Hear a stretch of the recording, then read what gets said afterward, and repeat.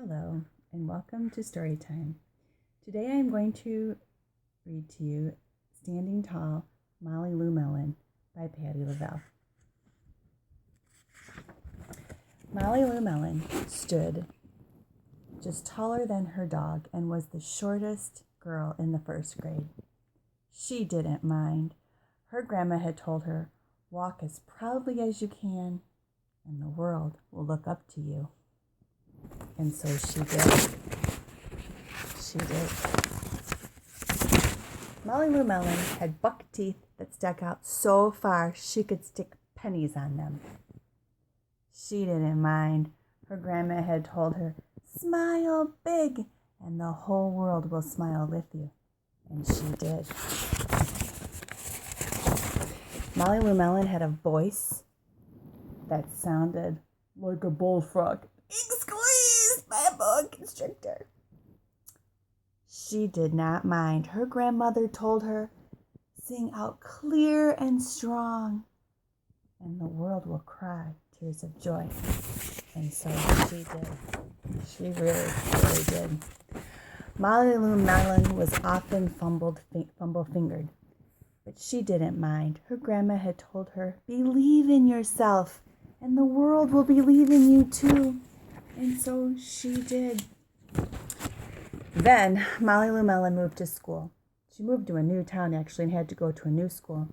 She had to say goodbye to her grandma and to her friends and to her house.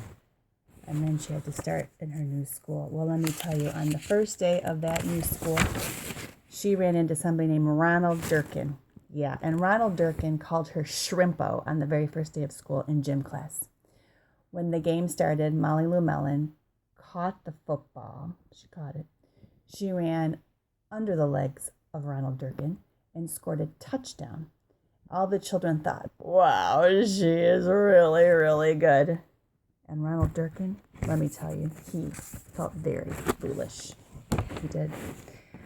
On the second day of school, that same Ronald Durkin, well, do you know what he did? He called her Bucky Tooth Beaver. Yeah. Molly Lou Melon, she took out her pennies. She stacked them so high on her teeth and smiled as big as day.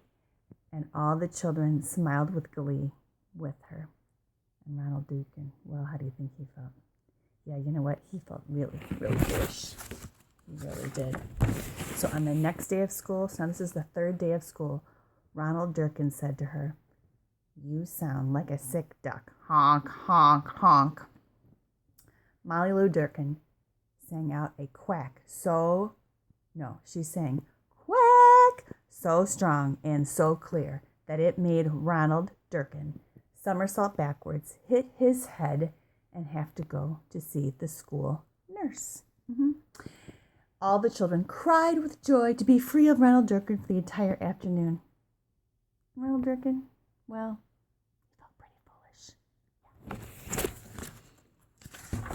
On the fourth day of school, Ronald Durkin said that she had made her snowflake all wrong. "You made it all wrong." But Molly Lou Melon opened up her paper and revealed the most beautiful snowflake the children had ever seen. They all oohed and ahed.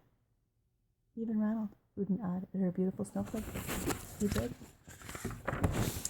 On the fifth day of school, Ronald Durkin brought Molly Lou Melon a stacking penny. And he smiled at her. That night, Molly Lou Melon took a pencil and a paper, and she sat down in her chair and she wrote to her grandma. And you know what she wrote? She wrote, "Dear Grandma, I wanted to tell you that everything you told me